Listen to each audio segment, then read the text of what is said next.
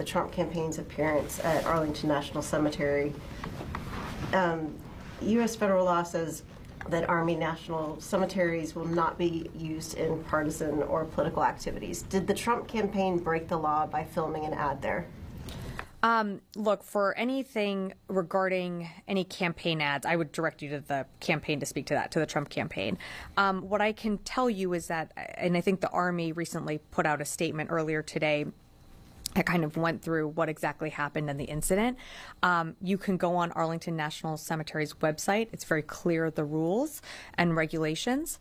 What I'll say about the mission of those that work at Arlington National Cemetery, these are people who are dedicated to honoring our fallen heroes. And they maintain that hallowed ground. They work with the families in honoring those who have had their loved one lost.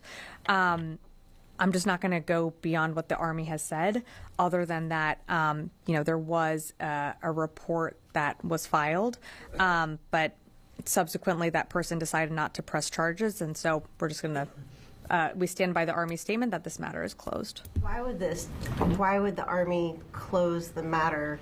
If the person has decided not to press charges, the Army could still pursue it without that person pressing charges. But secondly, the fact of filming an ad on a national cemetery, if the Army doesn't further pursue this with either civil penalties or whatever can be done, what's to stop the next person from filming a political ad there? Well, what I would say is the rules are very, very clear. They're also online and available on the Arlington National Cemetery website. That is really a decision that the Army has to make. That's not one that the department is making. That's for the Army to make. The Army considers this matter closed. The department stands behind the Army on that. Jen. So, Sabrina, I'm trying to understand, in your understanding, what happened at the cemetery. Yeah.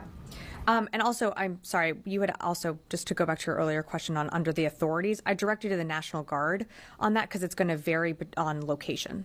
So I'm sorry, I should have been a little bit more specific. I would just refer you to the National Guard under what authorities those guardsmen are going to operate.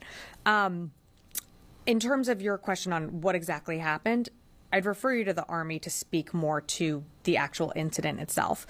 My understanding is that the families had invited, a few guests to attend a ceremony earlier this week, and there was some type of incident that happened between an employee at the ANC and a member that was traveling with another group's party. For more details on that, I'd refer you to the Army to speak to that. Incident is a very sanitized word. What actually happened? From my understanding, was it verbal assault? Who did what? From my understanding and from what the Army said is that an ANC employee who attempted to ensure adherence to the rules of the ANC was pushed aside. The employee acted with professionalism and decorum, but there was a bit of an incident that did happen. So there are two different issues here. There's a potential assault charges that the person has decided not to bring, but there's also federal law that was broken, as Tara mentioned, filming a campaign ad or using campaign propaganda with the backdrop of these of the cemetery. Can't the department refer that to the Justice Department for pursuit?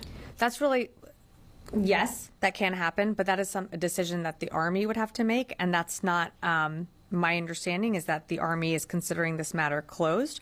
But in terms of, just to get to your broader question on political ads, that's not something that the department has a say over. That's something that gets adjudicated at the FEC level and between campaigns. So that, for anything that's used in an ad, I would refer you to the campaigns to speak to that. But it is a federal law not to use what is essentially a base that is controlled by this department, and the Defense Secretary could overrule the Army. Why is he deciding not to overrule or get involved in this?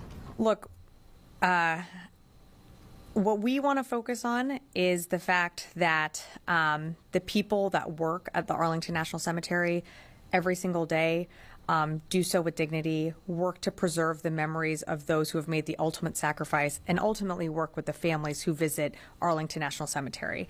And, there are nearly, I think it's like 3,000 public ceremonies that are conducted at Arlington National Cemetery every single year without incident.